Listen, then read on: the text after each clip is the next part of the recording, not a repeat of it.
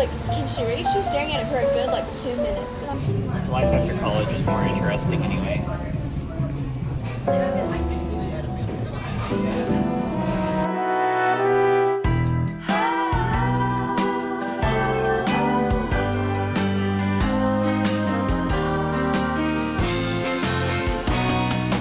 So it finally happened. I missed an upload, but here I am. I'm back. I decided to take advantage of the timeout, so to speak. And as you can see behind me, I've been pretty busy.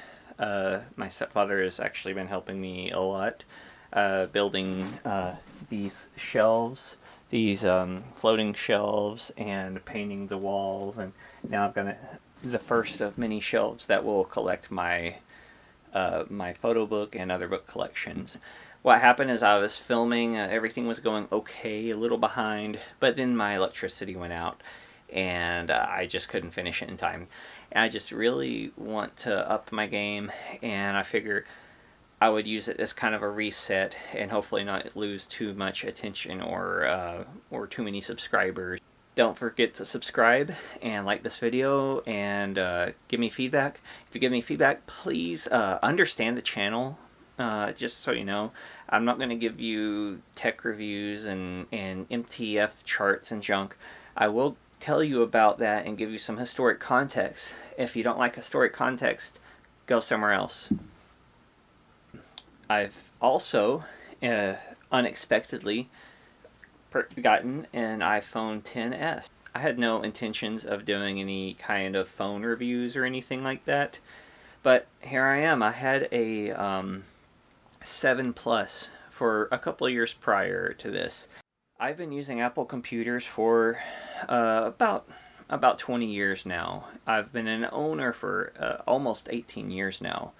I explored very intently for the first time ever the Android phones, specifically the Galaxy Note 9 Plus, I think, and I was very serious looking into it, and also the Google Pixel 2, and I looked at it and it's like the cameras are the only things that are remotely appealing to me, because honestly the prices aren't that drastically different to me. My what I notice, I pay this in installments on my phone plan.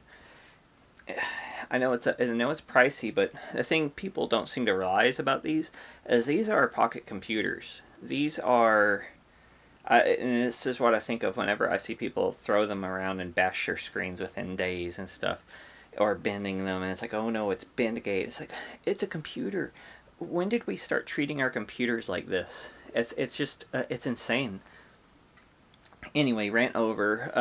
And I haven't had a lot of time with the phone yet. I'm just getting used to it, but I can tell you a few things up front. This OLED screen is beautiful, completely beautiful. And yes, I have no basis of comparison from, I don't have a Samsung or Google Pixel or anything laying around. Apple displays are almost always just good, great.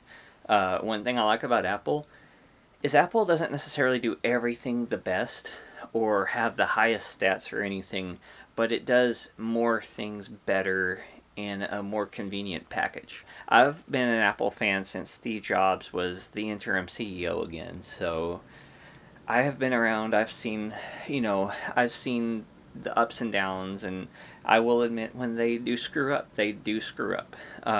But this is good, and if you're upgrading from anything other than an iPhone... Hello? If you're upgrading from anything other than an iPhone 10, this is a phenomenal upgrade. It's great. As much of an Apple fan as I am, I don't think you have to get every upgrade.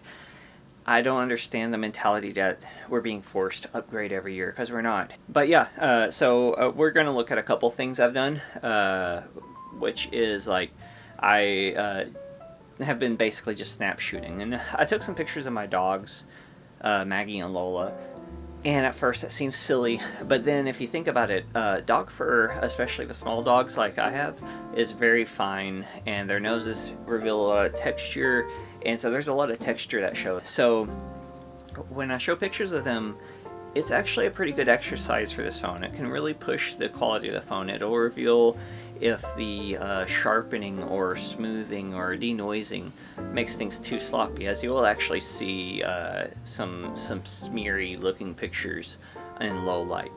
I also briefly tested the front facing camera. I almost never used those until I started doing YouTube actually, but it is much better. It's not perfect. I don't really use the iPhone for portrait work or photo work that much. What I mostly do use it for is like snapshot landscapes. I use it heavily for notes.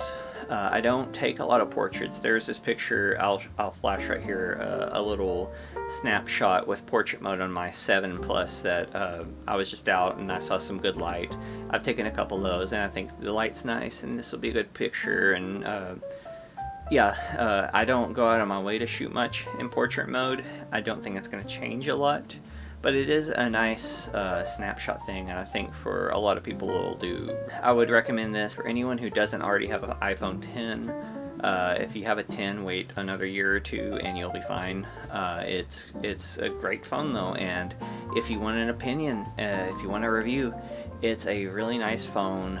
It just gets enough of everything for you to have a good, convenient, robust phone life. And that's all I look for in phone. Yeah, I don't have any particular negatives. There are plenty of people who will do benchmarking and photo comparisons, but I just wanted to let you know it's a nice phone. I recommend it.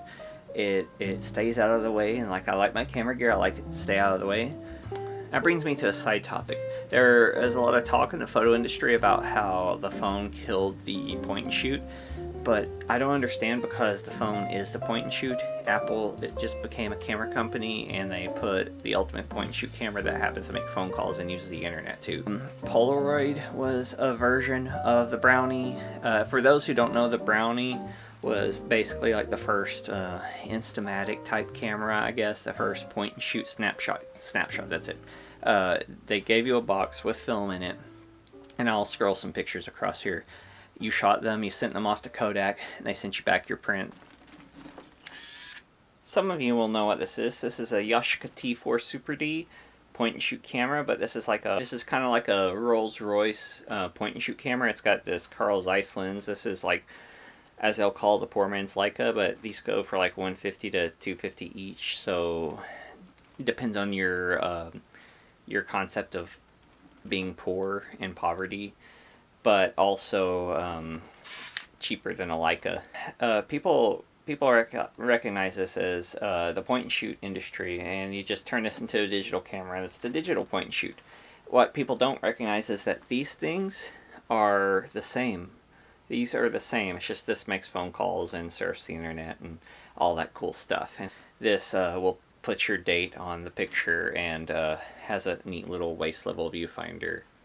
And I don't know if anyone will ever recognize that, but Apple just came in and said, we're a camera company now, and just curb stomped the industry.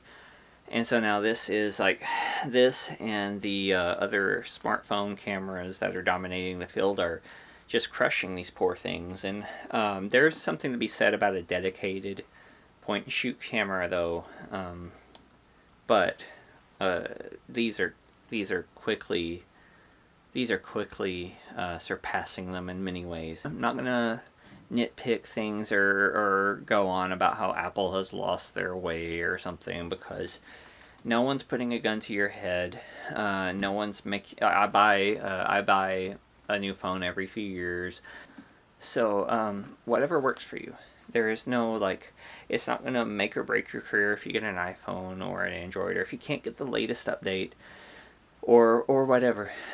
You just take the tools you can get and do the best you can with them, and when you can upgrade your tool to help your workflow or your vision, do it when you can.